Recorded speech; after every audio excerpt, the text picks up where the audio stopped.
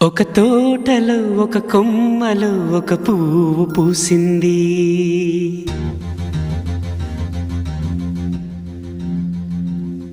మహారాణిలా మహాలక్ష్మిలా ఆ పువ్వు నవ్వింది.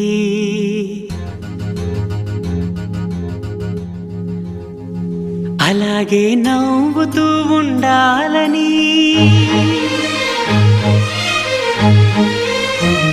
అలాగే నవ్వుతూ ఉండాలని నింగి నేల వాగు వంక చెట్టు చేమ గువగూడు ఆశీర్వదించాయి.